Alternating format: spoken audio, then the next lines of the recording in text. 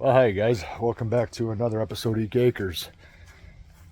Some of you have been asking about my arm, and so in this video I wanted to give an update on a bunch of things that are going on because it's all related.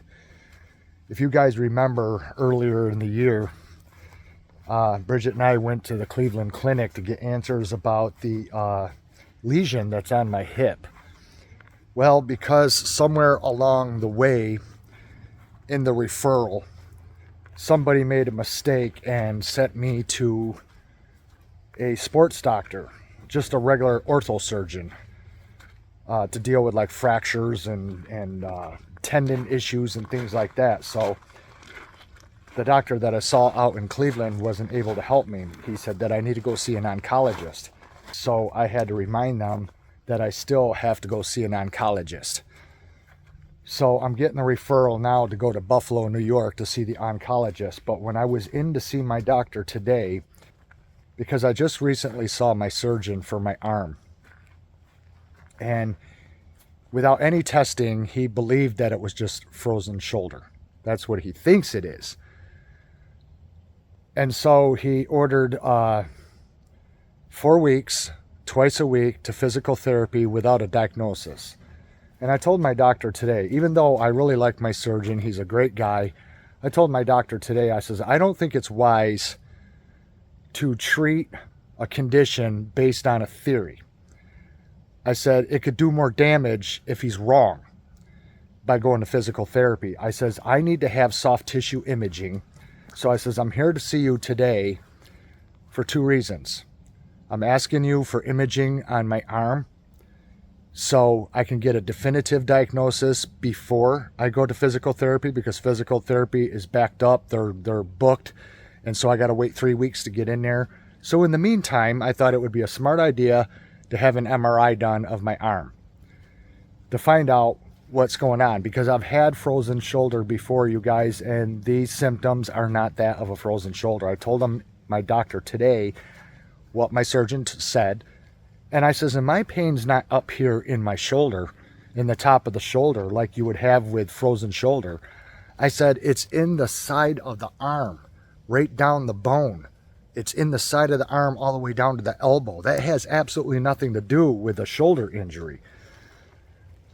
And he agreed with me, and he says, do you suppose it could be another lesion? Funny that he brought that up today, because that's exactly what I was wondering. I'm not saying that's what it is. It's just that was a suspicion of mine. So he did agree to an MRI, and he's going to order an MRI, and he's also sending me the referral to the oncologist in Buffalo. So see, I'm getting all this done in time. You see how this is all playing together, to where if I get the MRI, then the oncologist would not only have the MRI from my hip, but now he'll have the MRI from my arm. And I also have an MRI for physical therapy and a definitive diagnosis. And my doctor says, you know what that means if it is a lesion on your arm. And I says, well, of course I know what that means. And I'm not worried about it.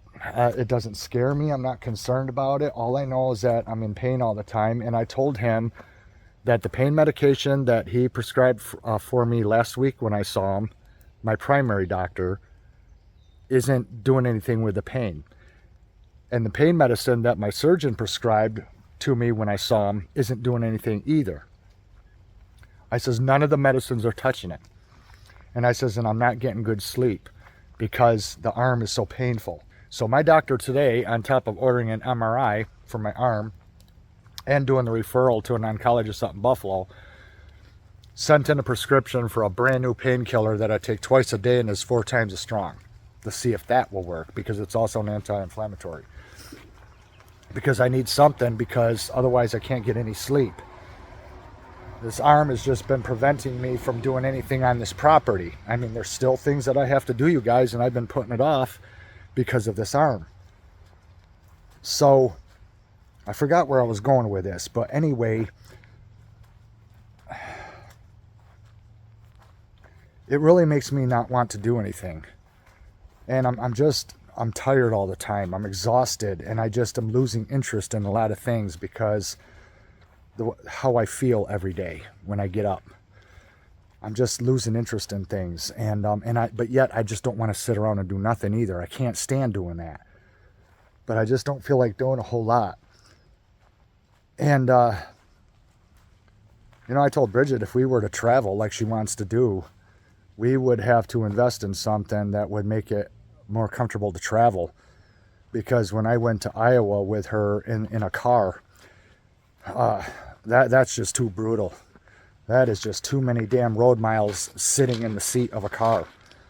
I told her if we took a road trip, we're going to have to invest in an RV or something. We would have to do something different or just not do it at all. Because doing it in a vehicle is just, it's not happening. But you know, you guys, the reason why medical stuff doesn't scare me is because I've been through a lot of crap in my life.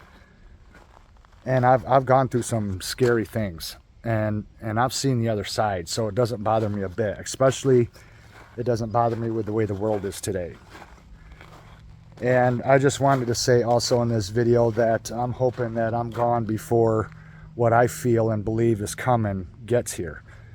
Because I believe that this country is heading for a major civil war. And the only thing that's preventing it from happening is that the line hasn't been crossed with the majority of people yet. Whatever that line is, it hasn't been crossed yet, but it's getting there because people are getting fed up.